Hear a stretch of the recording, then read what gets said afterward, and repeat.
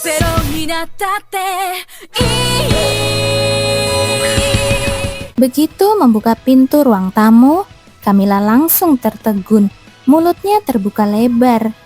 Bukan hanya Arsian yang ada di sana. Camilla menatap lembut anak yang merintih kecil dalam tidurnya. Karena merasa terlalu lelah setelah apa yang dialaminya, Rio tertidur begitu saja setelah dimandikan. Padahal waktu mereka bersama sangatlah singkat. Mereka jarang berinteraksi. Tapi entah kenapa, Camilla sudah begitu menyayanginya. Ketika mendengar Rio menghilang, kecemasannya nyaris tak tertahankan. Inilah sebabnya dia tidak suka pada hal-hal yang rapuh. King yang bertengger di bahunya menjilat pipinya pelan seolah mencoba menenangkannya. Camilla terkekeh pelan dan meletakkan King di samping anak yang tidur itu. Tolong awasi dia. Kiu! Makhluk kecil itu mengangguk penuh semangat dan Camilla keluar dari ruangan dengan tenang. Arsian menunggunya di depan pintu. Ketika Camilla keluar, dia langsung menghampiri. Merasa butuh udara segar, Camilla berjalan keluar bersama Arsian. Apa yang terjadi? Begitu mereka duduk di bangku taman, Camilla langsung menanyakan hal yang sejak tadi mengganjal. Bagaimana kamu menemukan Rio? Aku menaruh mantra pelacak padanya. Mantra pelacak? Kau sudah menduga ini akan terjadi? Tidak, hanya untuk berjaga-jaga. Arsian menjawab santai, seolah itu bukan masalah besar. Dia melakukannya setelah insiden Rania palsu. Ketika Camilla sempat menghilang, dia sangat menyesal tidak memasang mantra pelacak padanya sebelumnya.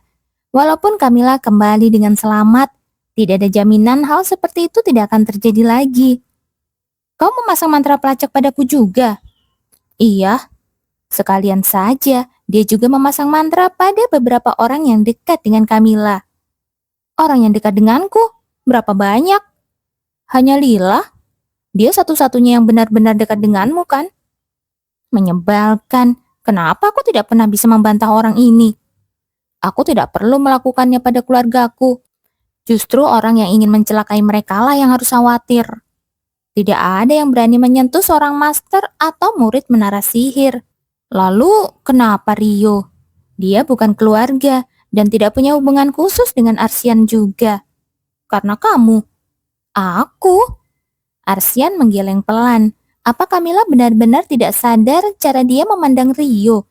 Setiap kali datang ke panti asuhan, tatapan Camilla selalu tertuju pada anak itu. Ada kehangatan dalam matanya yang membuat Arsian cemburu. Walaupun sering menggerutu, Camilla tidak pernah menolak permintaan dari anak itu. Dan dia masih bertanya kenapa. Dia bahkan berlari pulang dengan panik ketika mendengar Rio diadopsi. Apa dia lupa? Arsian sangat bersyukur telah memasang mantra pelacak itu. Dia dibawa kemana? Ke penjara bawah tanah. Lokasi yang ditunjukkan mantra itu adalah sebuah penjara bawah tanah yang besar. Tidak hanya Rio, ada puluhan anak seusia Rio yang dikurung di sana. Mereka semua diadopsi lalu dibawa ke sana. Camilla sudah menebak, tapi mendengarnya langsung membuat dadanya sesak. Hanya ada anak-anak. Ada beberapa penjaga juga. Dan mereka? Mereka semua mati. Asal kau tahu ya, bukan aku yang membunuh mereka. Arsian telah diberitahu Camilla tentang organisasi di balik Rania palsu dan juga praktik pertukaran jiwa mereka yang gila. Dia berniat menginterogasi para penculik, tapi mereka semua bunuh diri sebelum bisa mengatakan apapun. Aku hanya tahu kalau itu tempat penampungan sementara. Penjara itu bukan tujuan akhir mereka.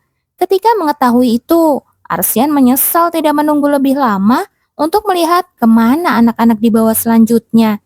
Namun, melihat Rio gemetar ketakutan, dia tidak bisa menahan diri lagi.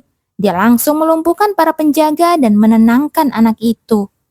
Awalnya, Rio membeku ketakutan, tapi setelah mengenali Arsian, dia langsung memeluk lehernya sambil menangis keras. Walau belum menemukan markas organisasi itu, melihat Rio selamat membuat Arsian merasa sudah melakukan hal yang benar. Bagaimana anak-anak lainnya? Mereka sedang dirawat. Setelah melihat para penculik bunuh diri, Arsian langsung melapor pada penjaga lokal. Sebagai pewaris keluarga Sepra, Keterlibatannya membuat kasus itu diprioritaskan. Anak-anak itu akan segera dikembalikan ke panti asuhan masing-masing. Setelah memastikan keselamatan mereka, Arsian langsung membawa Rio kembali pada Camilla. Camilla menghembuskan nafas panjang setelah mendengar semuanya. Mantra pelacak ya. Gumamannya membuat Arsian sedikit tegang. Dia belum sempat memberitahu Camilla sebelumnya. Dan sekarang dia khawatir Camilla akan marah. Ya, aku tidak bilang apa-apa karena Arsian. Baiklah, aku akan menghapus mantra pada orang lain. Tapi yang ada pada dirimu, terima kasih. Apa? Kamu hebat. Jika bukan karena mantra itu, bagaimana jadinya? Membayangkannya saja membuatnya merinding. Mungkin dia masih akan mencari Rio sampai sekarang, putus asa dan tidak berdaya. Atau bahkan mungkin lebih buruk. Dia mungkin baru menemukannya saat Rio sudah bernasib seperti Dennis. Pikirannya bergidik ngeri. Untuk saat ini, semua itu tidak penting. Dia tidak peduli soal markas penculik atau siapa mereka. Yang penting, Rio kembali dengan selamat. Merasa tidak nyaman dengan tatapan berterima kasih Camilla, Arsian cepat-cepat mengganti topiknya. Para penculik akan diselidiki habis-habisan. Proses adopsi juga akan diperketat. Iya, motif mereka yang sebenarnya. Arsian berhenti bicara. Ada sesuatu yang jatuh di bahunya. Saat menoleh, dia melihat Camilla tertidur dengan kepala bersandar padanya. Dia benar-benar bisa tidur di mana saja ya? Apa aku harus membawanya ke kamar? Melihat wajahnya yang begitu tenang, Arsian merasa ragu. Akhirnya, dia sedikit menyandarkan tubuhnya agar Camilla bisa lebih nyaman. Tidak apa-apa kan? Ini hadiah kecil untuk diriku sendiri. Untuk saat ini, Arsian memutuskan untuk menikmati momen itu. Sepra ikut campur ya? Yang menyelamatkan anak-anak itu adalah putra Duk Sepra. Di sebuah ruangan gelap, satu cahaya redup menyoroti seorang pria yang berlutut. Kepalanya menunduk dalam-dalam saat berbicara pada suara dari balik bayangan. Pendeta tinggi Daniel mandi keringat dingin. Akhir-akhir ini, semua rencana yang dia pimpin terasa berantakan. Ada mantra pelacak pada salah satu anak. Itu berarti seseorang sudah mengantisipasi gerakan kita. Mohon maafkan saya. Suara itu tetap tenang tanpa emosi, tapi Daniel menundukkan kepala semakin rendah. Mendapatkan bahan akan semakin sulit. Penyelidikan dari 3 keluarga Duk membuat semua panti asuhan diawasi ketat, membuat mereka tidak bisa bergerak bebas. Kudengar penyusupan ke keluarga Sorpel juga gagal. Saya sangat minta maaf. Begitu nama Rania disinggung, wajah Daniel langsung pucat. Mereka telah mempersiapkan itu selama bertahun-tahun, tapi hancur begitu cepat. Kita harus bersembunyi dulu. Tanpa adanya jejak, kegaduhan ini pasti akan mereda. Tapi akan ada protes dari para pengikut, terutama mereka yang menunggu kehidupan baru.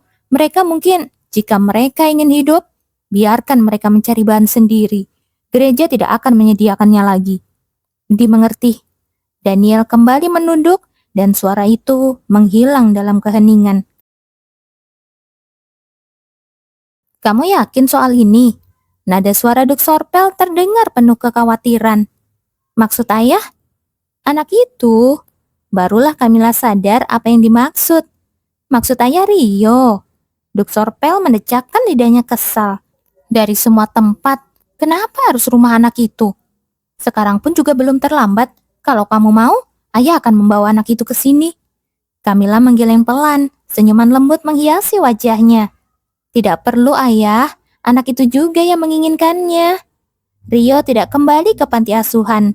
Sebaliknya, Duk Sepra sendiri yang memutuskan untuk mengadopsinya. Awalnya, Camilla sempat berpikir untuk merawatnya sendiri. Tapi Arsianlah yang pertama kali mendekati Rio dan bertanya apakah dia mau tinggal di rumahnya. Orang-orang sempat terkejut, tetapi Camilla sama sekali tidak heran. Dia memang lemah sama anak kecil, terutama pada Rio.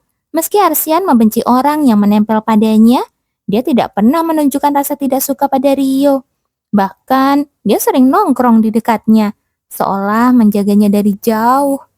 Anak kecil itu lebih peka daripada yang kita kira. Mereka tahu siapa yang menyukai mereka dan siapa yang tidak.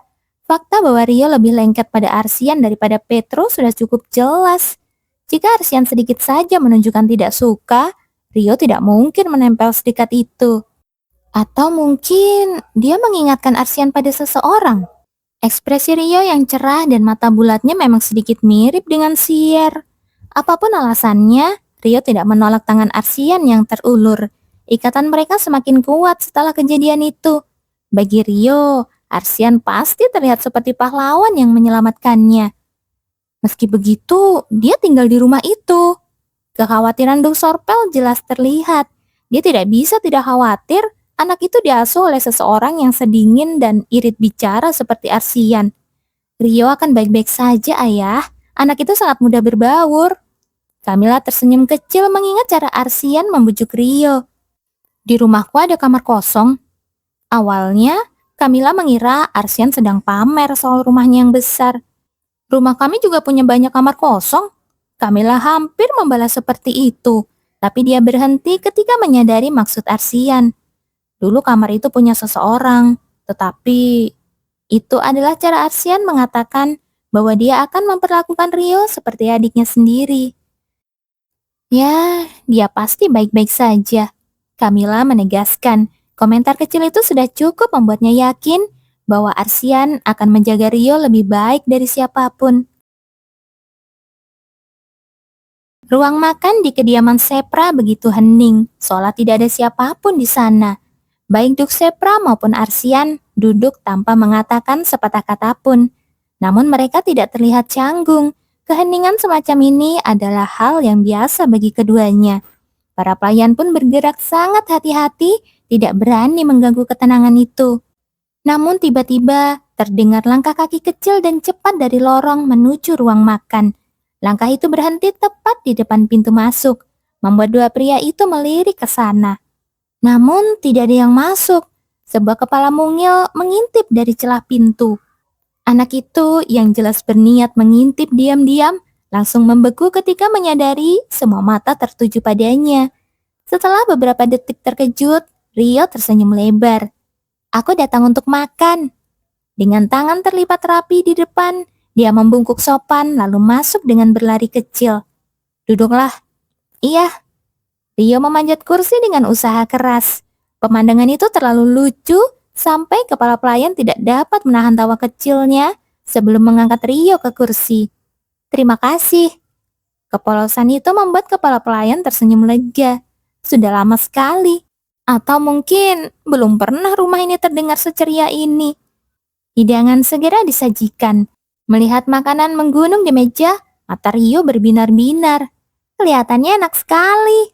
Dia menepuk tangan lalu mengambil garpu. Potongan daging sudah dipotong kecil-kecil di piringnya. Tapi ada satu masalah. Mejanya terlalu tinggi. Rio tidak bisa menjangkau makanannya dengan nyaman. Kita harus memesan kursi yang lebih cocok. Komentar Duk Sepra dengan datar. Baik tuanku. Kepala pelayan itu menunduk dan menyesali kelalaiannya. Tapi Rio tiba-tiba turun dari kursi dan berlari ke arah Duk Sepra.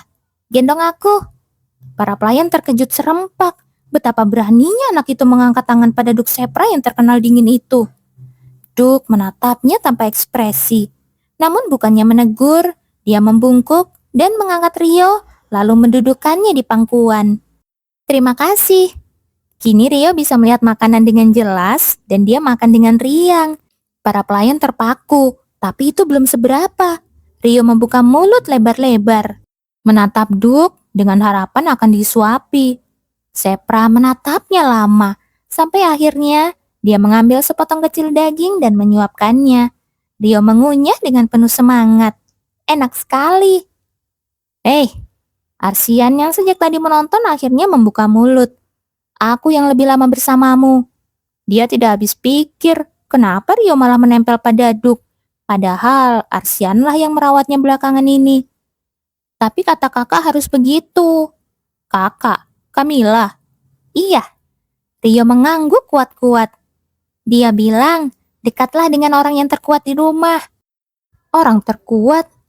Iya, katanya hidup akan lebih mudah jika begitu. Dasar Camilla. Tentu saja dia mengajarkan hal seperti itu. Jadi itu sebabnya kamu pilih dia, bukannya aku. Iya, kakak bilang dia yang paling kuat.